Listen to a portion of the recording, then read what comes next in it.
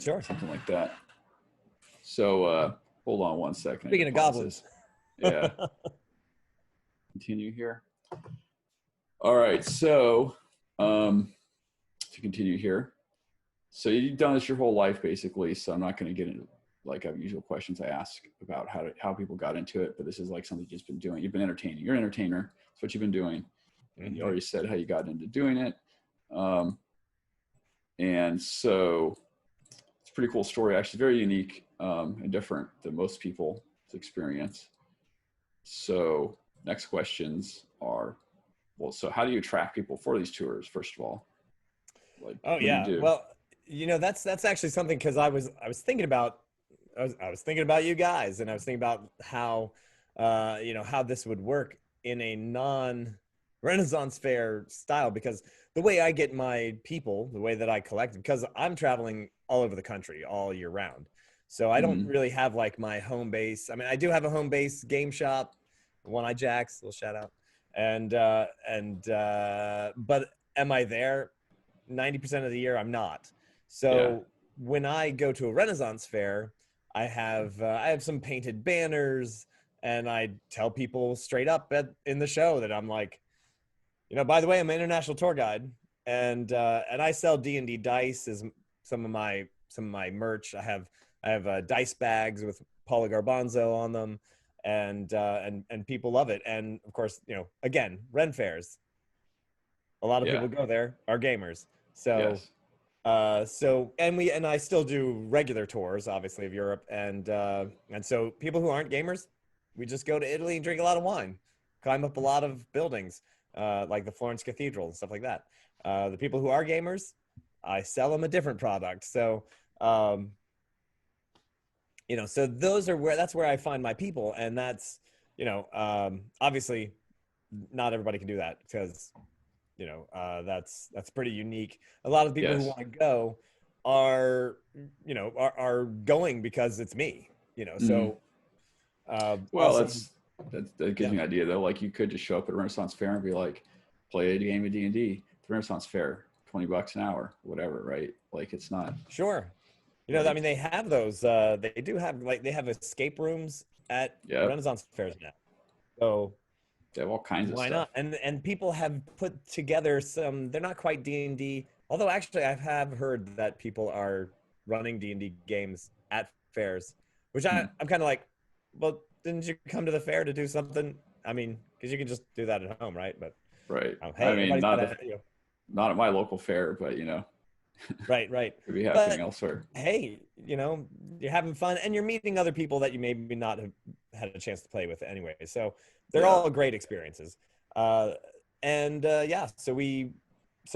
my situation, I'm able to, like, say to a couple hundred people every hour and a half that if you want to come to Europe with me and have a good time and play D&D, here we are.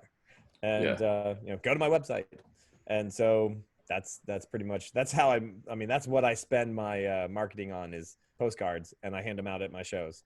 So nice. Yeah. Smart way to do it. Keep the overhead way low. Right. And if it works, it works. It does. Right. And so the other dungeon masters are also performers at Renaissance fairs. So they're also at their shows telling everybody, hey, by the way, blah, blah, blah, we got this, got this tour coming. And, each dungeon master, you only need 6, we have 6 people per dungeon master. So, if we, that it's not hard. It is hard to, you got to get all these people to commit. It's a lot of work on the back end. We make a unique scenario that melds with the places we're going. And so, of course, all of that has to work out. And we've had some headaches in the past. Of course, this whole summer just got blown out of the water, of course, with COVID. So, so we'll see what happens. But like we were supposed to go to Levin's Hall, which was one of, like, I was super jazzed to go to Levin's Hall. It's in England. It is where Lewis Carroll was inspired to write Through the Looking Glass. And when I say inspired to write, I mean the dude just totally yoinked the whole place and put it in his book, because all those the crazy hedge mazes and all of that other, like all this, the cards and all that stuff, that's actually Levin's Hall. Like it all exists. It's all real. It's been there for hundreds of years. And he just went there and went, huh, that's cool. I'm going to write a little story about that. And we were set to go there. That's part of the tour. Cause it was going to like, then it gets crazy. And all of a sudden you're stuck in a weird, crazy alternate universe. And you're going to run around these hedge mazes. And then, but Levin's Hall was like, yeah, I know you booked us, but we just had this TV show wants to come in and shoot the week that you're there. Is there any chance we can reschedule? And I was like, I can't reschedule that. Like it's impossible. So we ended up planning on doing something else, but I had to change the whole scenario that I was like, oh, well, we're cutting that out of the game. And Yeah. So there's a lot of work on the back end, but it is very satisfying. It's really awesome. Nice. And we play test the scenario a bunch to kind of make sure that we can fit it in those time frames. Cause of course we have limited time and you're like, you got to get to the next spot so that it makes sense. But yes. Yeah. That's the hardest part too. Is a lot of times, even in regular games, is like the time, fitting it into the time, because things always take longer than you expect. Sometimes a lot longer. Yes. Yep. All right. So what are the biggest challenges you face currently other than everything being shut down? Right. I mean, the challenge, that's a good question. The biggest challenge, honestly, is not being able to plan right now. And we hope that we're going to do it. I mean, all of the places that we plan to do it said, we'll do it next year. And they're down with that. We'll be staying in that castle right there for like 5 days. And, so they're all ready to go. They can't wait for us to be there. And they've set it up and we're just waiting to go. So yeah, really it's really all the back end work. That's the flights and getting there and setting up, and especially because I'm going to be actually coming from my regular Italian tour. So we go to Italy. We do all these Renaissance Italy things. We go to a medieval festival, which I really actually am dying to do an Italy D&D tour, because there are places that have crossbow tournaments and jousting tournaments, and you're in this medieval town. Yeah. And it's like, this is where people have trained for crossbows since the 1500s, since the 1400s, and one particular town, the 1200s. It's like for 800 years, guys have been shooting crossbows since there were crossbows. Invented the crossbow. And they have this little, there's a city, San Marino, and they do a crossbow tournament. Quintessential castle on top of the mountain top. Yeah, I've seen that one. Amazing.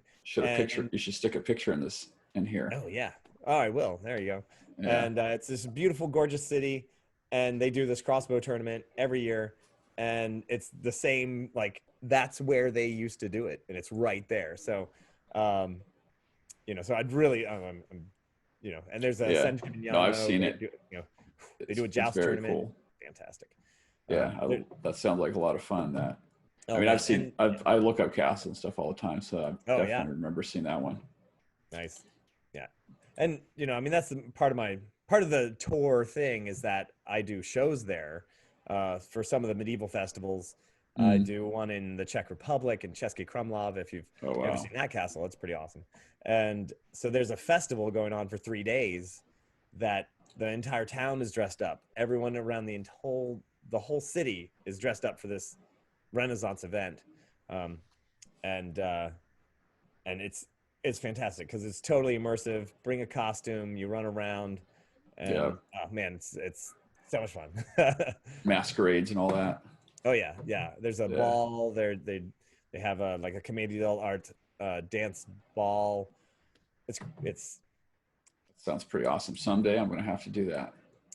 You have to come along. It'll be great. Exactly.